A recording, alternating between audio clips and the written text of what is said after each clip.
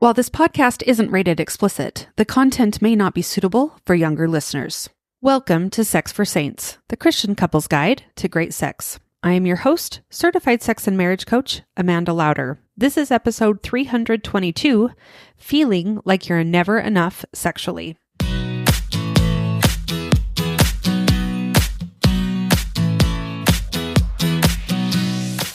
Welcome to Sex for Saints, a podcast for Christian couples. My goal with this podcast is to help enlighten, educate, and inspire you to understand yourself, your spouse, and your sexuality better. I talk about sex in a way you probably haven't heard before. I'm bold, I'm direct, but I keep everything in line with my strong Christian values. Are you ready? Let's go. Hello, my friends. Welcome back to the podcast. Have you ever felt like you were never enough in your life? If you're like most people I know, you have. Have you ever felt like you will never be enough for your spouse sexually? Like no matter what you do, they will never be satisfied?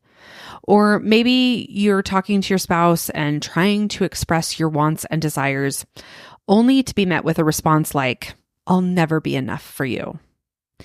It can be incredibly frustrating and disheartening, right? But today we're going to unpack this phrase and explore what's really going on beneath the surface when we are feeling like we're not enough. So, this concept of being enough. First off, let's clarify something very important. It's not about being enough. What does enough even mean? As a person, you are enough. You are worthy of love, respect, and affection no matter what. There is nothing that you can do that will make you enough, and there is nothing that you can do to make you not enough. You are enough because you are a child of God. You are enough because the Savior paid with his life and atoned for you. Nothing you do or don't do can change that. Period.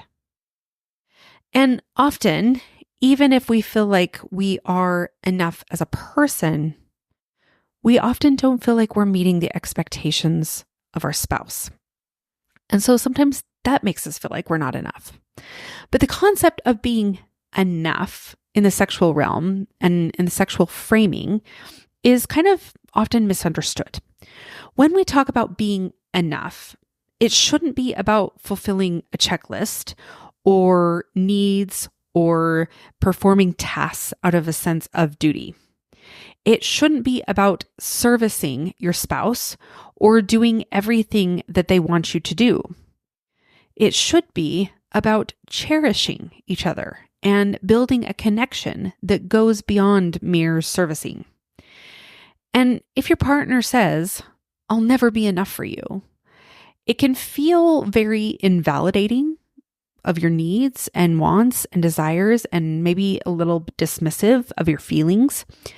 However, the statement often reflects their own insecurities rather than your actual desires. And it's often a way to shut down the conversation and avoid intimacy and being known rather than an actual problem with what you want. So let's talk about the difference between a servicing framework and a cherishing framework in sexual relationships. When sex becomes about servicing, it can feel like a chore, something we do out of obligation rather than desire. It's checking a box, fulfilling a quota, and this can lead to resentment and a lack of genuine connection. It's like running on a treadmill. You're moving, but you're not going anywhere. And when in this frame of mind, it can feel like no matter what you do, it will never be enough, because it won't. What's actually missing is genuine love, connection, and cherishing your partner, showing them how much you love them with every part of you. Sex should not be about servicing, but about loving. Now, in contrast, a cherishing framework is all about mutual love and respect.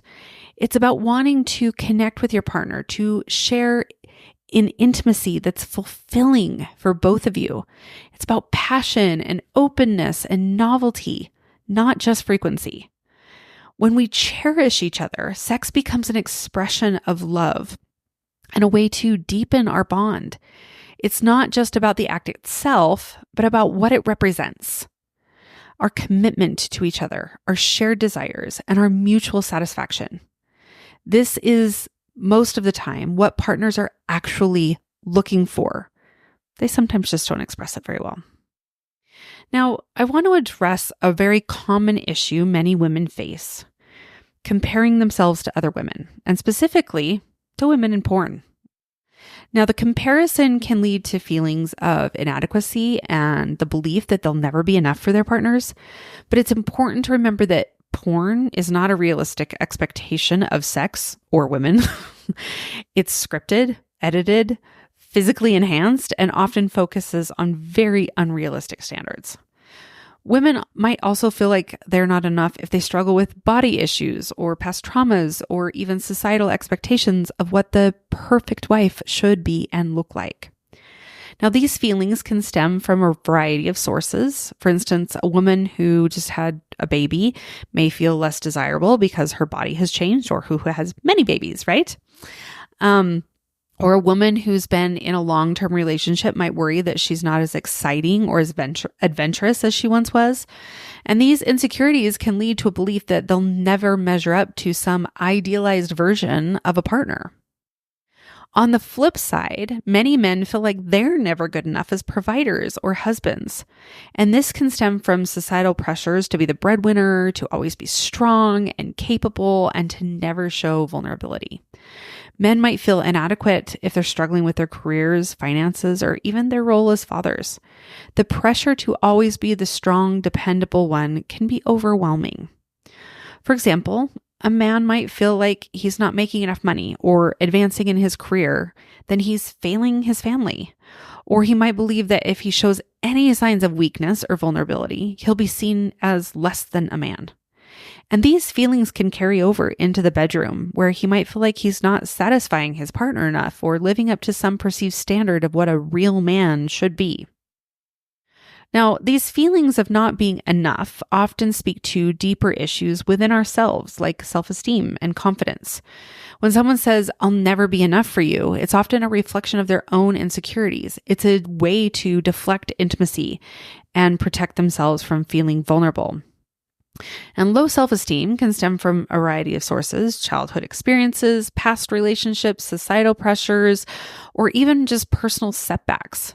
When we carry these insecurities into our relationships, they can manifest as feelings of inadequacy and maybe sometimes even needing constant validation.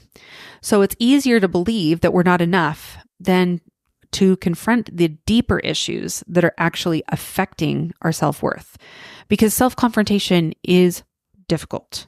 It is challenging, but it is so worth it when you do it. So let's dig a little deeper into that.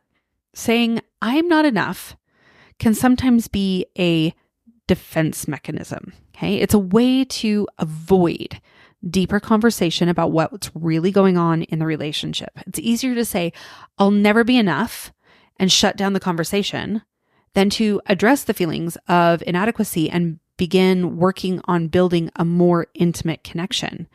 But deflecting intimacy only creates more distance between partners. It prevents us from truly understanding each other's needs and from working together to create that fulfilling sexual relationship. So by deflecting, we avoid the risk of vulnerability. We protect ourselves from potential rejection or criticism, but we also miss out on the deeper connection that comes from being truly open and honest with our partner. It's a self-protective measure that ultimately undermines the very intimacy that we crave. So how do we move past this? Well, it starts again with open and honest communication. I keep saying that over and over, I feel like, but it's really true. When you express your needs, try to frame the conversation around mutual desires and connection rather than unmet expectations. Instead of saying, "We don't have sex enough," try, "I miss our intimate moments together and would love to find ways to connect more often." It's also essential to focus on building self-esteem and confidence. For those who feel like they're not enough, this might mean seeking coaching or therapy, practicing self-care, or finding ways to celebrate your own worth and value. Remember, being enough isn't about meeting every need perfectly. It's about being present and loving and open to growth. So encourage each other to explore these feelings and to support one another in building a stronger, more intimate relationship. This might mean trying new things together, setting aside time for each other, or simply being more open and vulnerable with your feelings. So let's shift our mindset from servicing to cherishing. Let's focus on building connections that are based on mutual love, respect, and desire. You are enough, and your worth isn't defined by how often you have sex or how well you perform. Your sexual enoughness is not defined by frequency, novelty, or giving your spouse everything they want. It's defined by the love and connection you share with your partner. Thank you so much for joining me today. I hope this episode has given you some valuable insights and encouragement. Remember, you are enough, and your relationship can thrive when you focus on cherishing each other. And if you need help doing this, come into coaching with me. I'm still running my special, half off your first month if you use the code podcast at checkout for my membership. I also wanted to let you know that I have a brand new class that I'm debuting on Thursday, June 27th at 11 a.m. Mountain Time called The Intricacies of Women's Desire. This class is all about women's desire, how we experience it, what it's for, how to create more of it in your life, why you don't have it, and how you can get it back. And I talk about all of it. So if you're interested in signing up for this free class, or your spouse might be interested. Men are welcome too, but it is geared towards women. So just so you know, but you can go to amandalauder.com/free class and you can register there and you'll get sent a Zoom link and information. If I would love for you to be able to show up live, you'll get a bonus if you show up live. But if you can't show up live to the class, then I will be sending a replay. So make sure you go sign up, amandalauder.com/free class. All right, my friends, that's all I have for you today. Remember, love is a journey, not a destination. Stay committed, stay passionate, and stay connected. We'll see you next week. Bye-bye.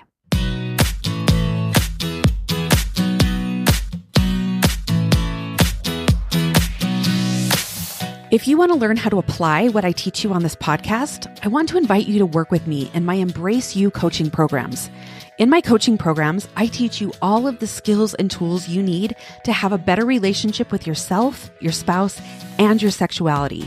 You also get weekly coaching to help you apply what you are learning in your own relationship.